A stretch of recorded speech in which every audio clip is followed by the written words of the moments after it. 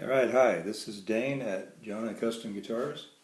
This is an update, or in the continuing series on the Nighthawk build, new solid body build, I think is what I called it originally.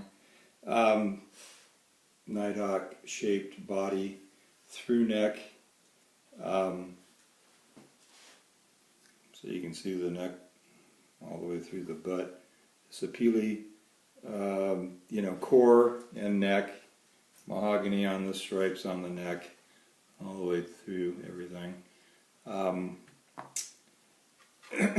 So I've been in the finishing processes. I don't think I videoed any of, basically there's a lot of stuff I didn't video. So I got these turquoise inlays, I have a pearl inlay there, it's a J for Jonah, and the body, top of the body and the back are blood mahogany, and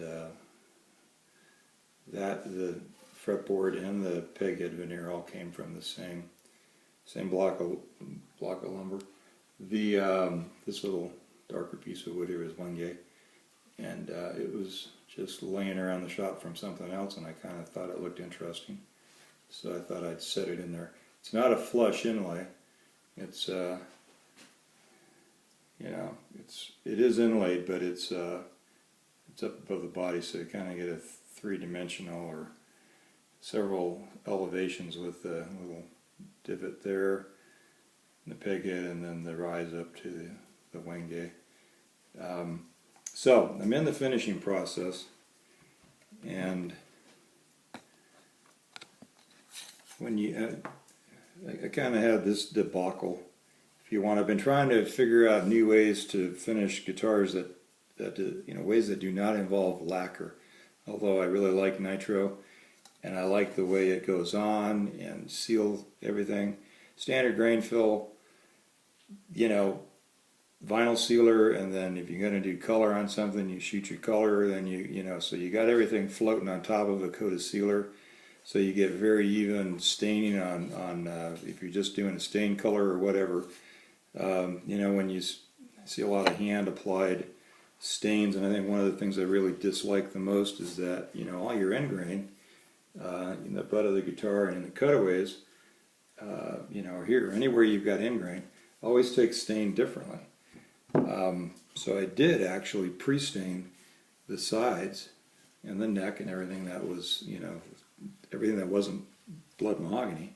I stained it black and I sanded it back. So I have this very dark, very black grain inside, right, deep in there, and deep in there as well.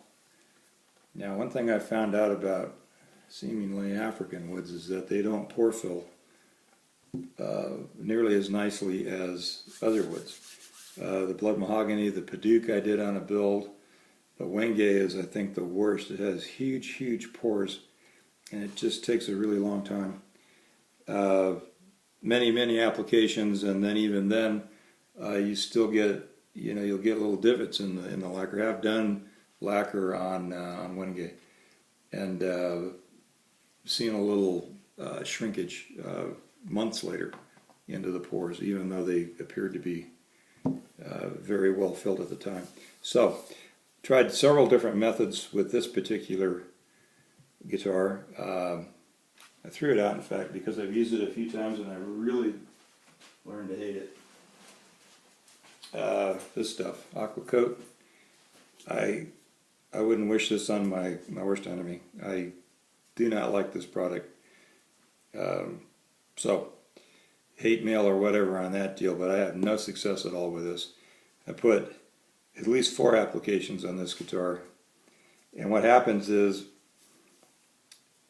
maybe if I had oiled the guitar first so that I had a control and an even color, even saturation on the wood, it would have been different, but going straight on with this is what they recommend.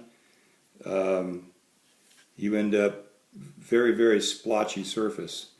And I did a hand rub oil, water-based poly wipe-on to see if it was going to even out, and I did that on the back of the guitar. Now it's long gone from what you're seeing here. I did actually do that, and it evened the back of the guitar out nicely. So I thought, well, okay, the water-based poly will shoot on here and flood it and even out the color. Well, when I shot another brand, I can't remember what that was. I think it was Valspar. It wasn't Valspar. I should go look it up so I don't misquote that. Anyway, the guitar looked like crap. So I ended up completely stripping everything back off the guitar, with this stuff, which I do like. I stripped the Starfire base with that because it's a citrus and I didn't want to melt any plastic. So this container of this stuff is about 6 or 7 years old now. And it worked like a champ on this. Now, so having said all that, I stripped all that off and started over. And I did was I put 4 coats of teak oil, this stuff right here, on with, and sanded through the grit. So I started out with a 320 so that I could, definitely dust up the wood. 320 wet and dry with the teak oil, and did the entire guitar. And I went through the grits. So I went from that to 400 to 600. And I went to 1,000 actually with the teak oil. And it wasn't shining, right? I mean, it looked good and it looked very natural, but it wasn't giving me any kind of gloss, and I wanted to really get a kind of gloss on this one.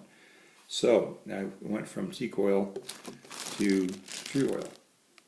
Okay, and the true oil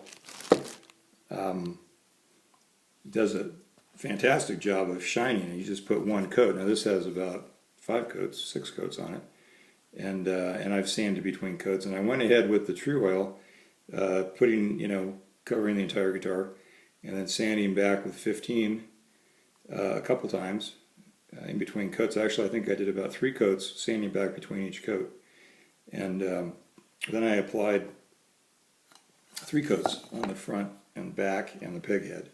Once I had the 3 coats on the sapele and the mahogany in the back of the neck, all my grain, in fact, before I even put teak oil on, all my grain in that area was completely filled.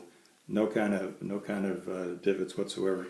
Now, I don't know that you'll be able to tell on this, and this is not completely buffed up yet, obviously. You can see that there are still some grain divots in this, and that doesn't bother me because I kind of like the feel. Even though it's shiny and it's protected, it's gonna have a look that it's a little more natural.